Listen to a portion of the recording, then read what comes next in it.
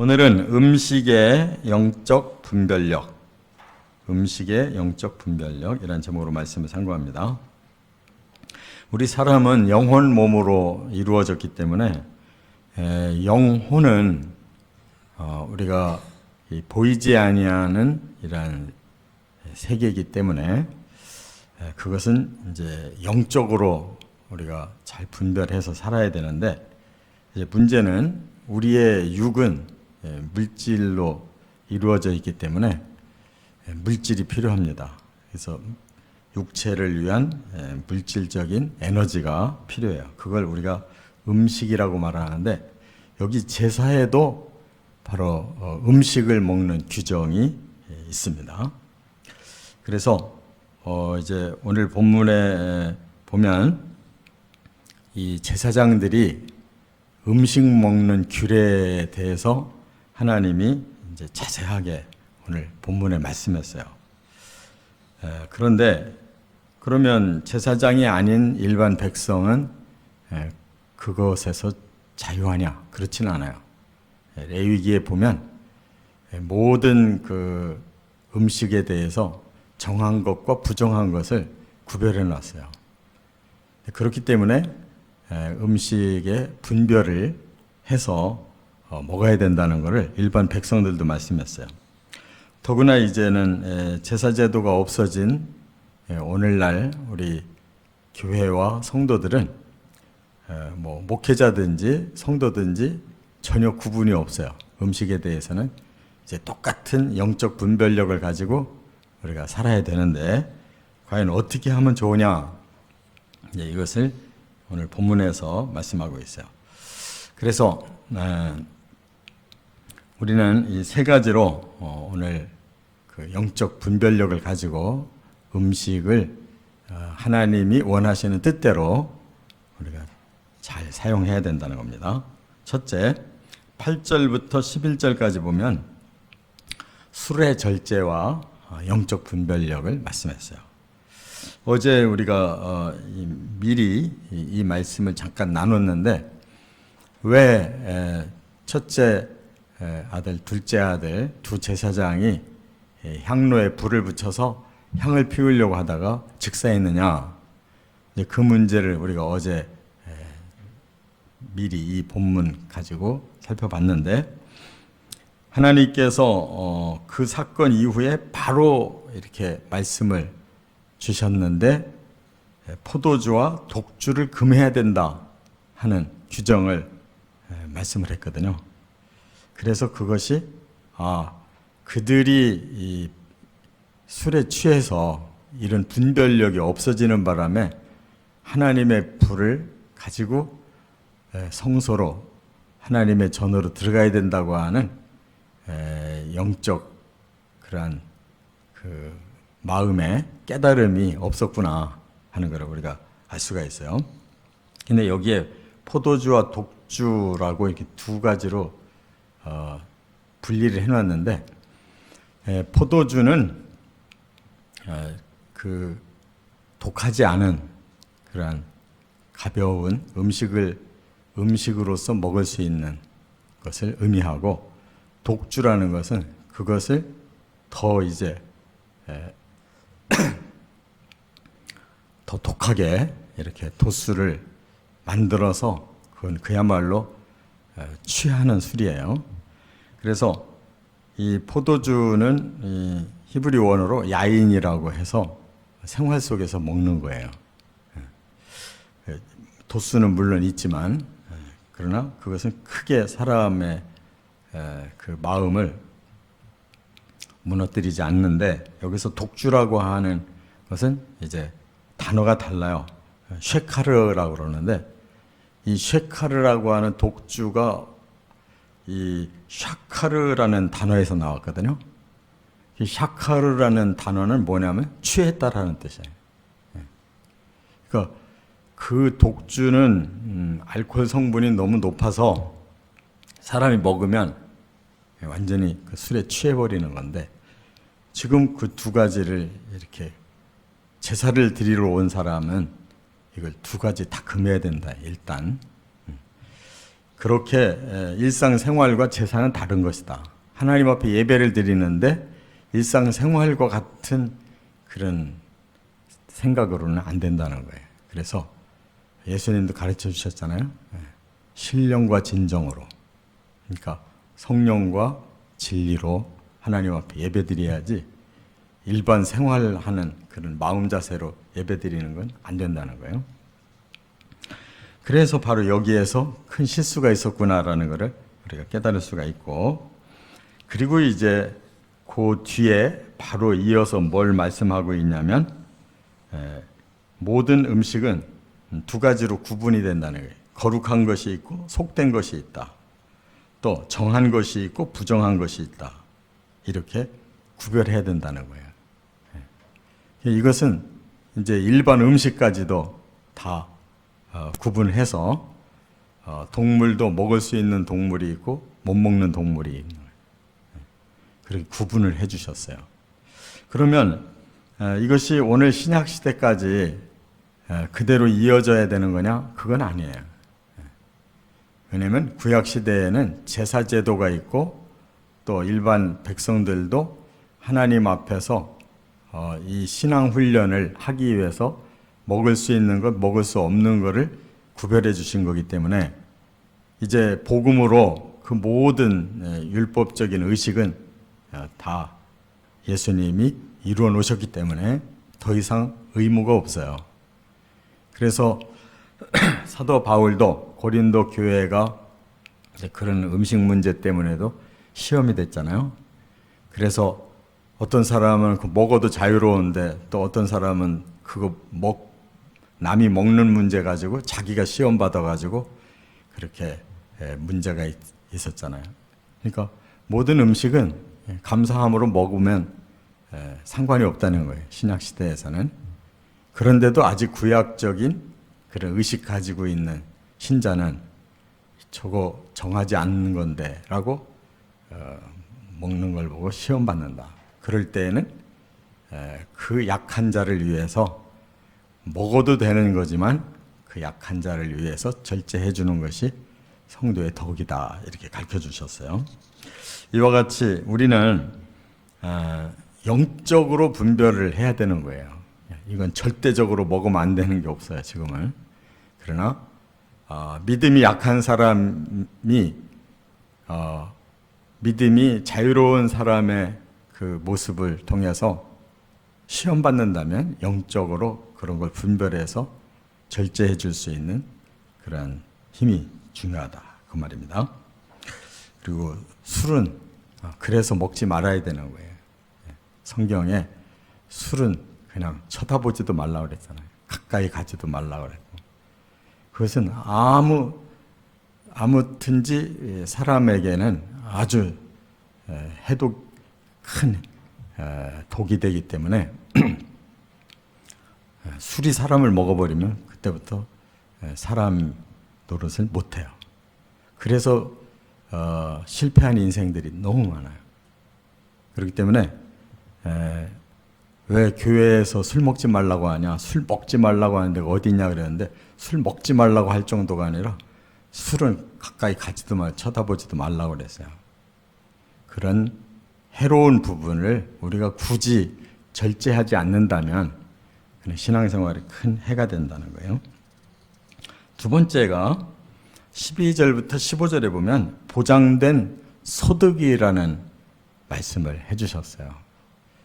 바로 이 제사장들에게 이제 음식이라고 하는 것에 두 가지의 분별이 필요하다고 그랬어요. 하나는 제사를 위해 드리는 음식이 있고 또 하나는 그 후에 그것이 그들의 몫이 소득이 되는 음식이 있다라고 두 가지를 분별시켜 주셨어요.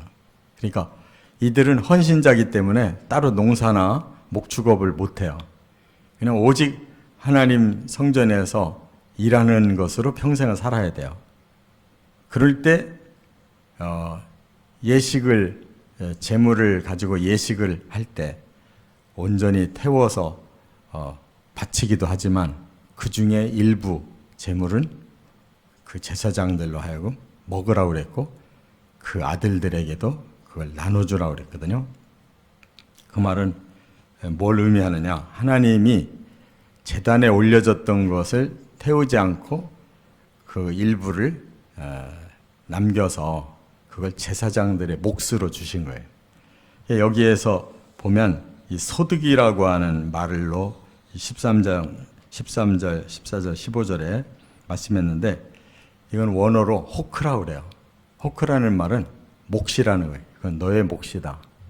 녹, 받는 그 녹이라. 우리가 옛날에 녹이라는 말, 지금은 이제 뭐 급료 뭐 이렇게 말하잖아요. 그건 너의 급료다. 이건 너의 녹이고 몫이다. 이렇게 말씀을 했어요. 그렇기 때문에 제사장은 일하는 데서 또 하나님의 그 하나님께 올려드리는 제물이 있지만 또 그 제물 가지고는 또 제사장이 생활할 수 있는 목도 있다 그 말입니다. 그렇기 때문에 하나님 앞에서 이 두 가지를 잘 분별해야 돼요. 근데 그게 안 된 아주 그 구체적인 일례가 바로 사사기에 나오는 사무엘상에 나오는 엘리 제사장의 아들들이 아주 엉망이었어요. 제물에 써야 될 고기까지도 미리 빼내가지고 자기들이 먹는 이런 아주 오만불손한 짓을 하다가 다 전쟁터에 나가서 다 죽잖아요. 엘리는 그 충격으로 죽고 며느리는 유산이 돼버리고 집안이 싹 끝장나잖아요. 그러니까 하나님 앞에 거룩하게 드려야 될 것까지도 자기가 욕심 부릴 때 그거는 아주 큰 해가 되는 거예요. 그러나 다른 일을 안 하고 오직 하나님께만 헌신하며 살 때에는 하나님이 그들에게 필요한 것을 보장해주는 이러한 몫을 하나님 주셨다 그 말입니다. 그래서 신명기 25장 4절에 이런 말씀이 있는데 곡식 떠는 소에게 망을 씌우지 말지니라 그랬어요. 이 추수철이 되면 이제 곡식을 이렇게 소를 이렇게 돌게 하고 그 힘으로 이렇게 곡식이 이렇게 갈아진단 말이에요. 그런데 그 소의 입에다 망을 씌우면 못 먹게 하려고 일만 시키고 먹지는 못하게 하려고 망을 씌우잖아요. 근데 율법에 그걸 정해줬어요. 곡식을 떠는 그때에 소는 망 씌우지 마라. 일하면서 주워 먹어야 된다는 거예요. 먹으면서 일하게 해줘라. 근데 그거를 이제 예수님은 마태복음 10장 10절에 보면 전도하러 나가는 제자들을 보고 일꾼이 그 싹을 받는 것은 마땅하다라고 말씀했고, 사도 바울은 이 신명기 25장 4절을 예화를 얘기하면서 그게 어찌 짐승을 위해서 한 말이겠느냐 하면서 바로 하나님 앞에 헌신한 그 자들이 그 먹는 것이, 그러니까 일꾼이 그 디모데전서 5장 18절에 성경에 일렀으되 곡식을 밟아 떠는 소의 입에 망을 씌우지 말라. 그것이 어찌 짐승을 위해서 한 말이겠느냐라고 해석을 해줬어요. 이처럼 15절에도 보면 이는 영원한 소득이라 그랬어요. 그러니까 하나님께 헌신한 자에게는 영원히 하나님이 소득을 보장하겠다고 약속했어요. 그 다음에 끝으로 세 번째는 성찬에 대한 말씀을 다시 주셨는데, 여기 16절부터 20절에 보면 속죄 제를 드리고 나서 그 수염소 번제물을 아론이 그냥 다 이렇게 태워서 그냥 올렸어요, 하나님께. 그랬더니 모세가 화가 나가지고 야단쳤다고요. 우리가 앞에서 속죄제 했잖아요. 거기에 그렇게 하라고 안 했거든요. 기름과 콩팥만 어떻게 하랬어요? 번제로 태우고 나머지 고기는 내놓으라고 그랬잖아요. 그리고 한편으로는 이제 제사장이 드린 것은 영문 밖으로 몸체를 가져가서 거기서 태워서 제를 만들어라 그랬거든요. 그것은 그만큼 속죄가 철저하게 죄값을 치르는 이 안에서 밖에서 그것이 바로 메시아의 십자가 예표라고 말씀을 했는데, 여기서는 일반 백성들의 속죄제를 말씀하는 거예요.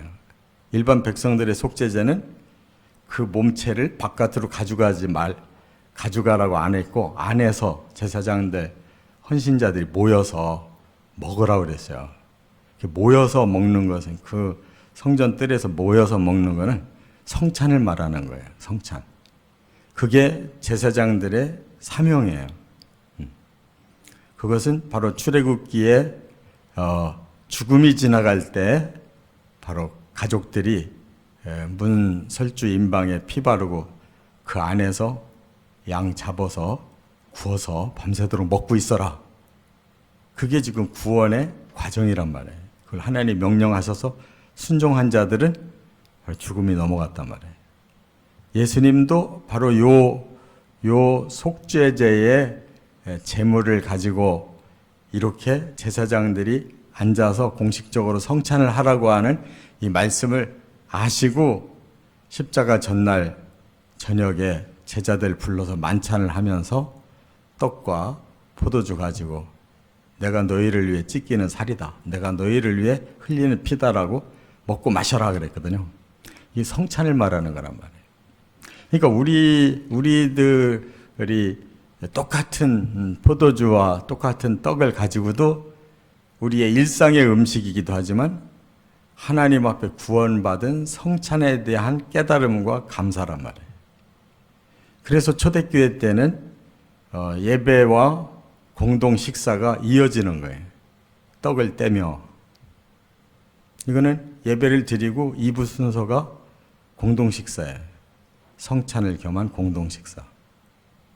그래서 항상 그 구약에는 제물이 내 죄를, 저 짐승의 제물이 내 죄를 해결했다라고 하는 그러한 공동 식사가 있었듯이 신약에도 바로 성도들이 예수님이 우리를 위해 피 흘려주시고 살을 찢겨주셨기에 우리가 구원받았다라고 하는 그 성찬이 항상 예배 후에 2부 시간에 있었단 말이에요.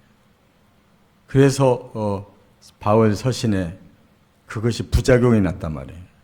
어떤 사람은 부유하니까 그런 성찬에 쓸 음식을 가져오고 어떤 사람은 가난해서 그 음식을 가져올 수가 없었다.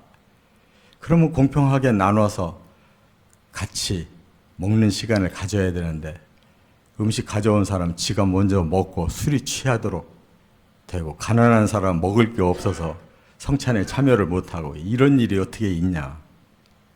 그런 얘기를 해줬잖아요. 그와 같이 우리는 똑같은 음식이라도 이것이 내 개인의 삶의 에너지가 될 수도 있지만 하나님 앞에서는 바로 영적 에너지가 되는 것이다. 할렐루야. 이렇게 지혜롭게 하나님 주신 것을 잘 활용하고 또 다른 사람과도 나누면서 이 영적 공동체가 영적으로 더 충만해져 가는 삶 살아가시기를 주의 이름으로 축원합니다.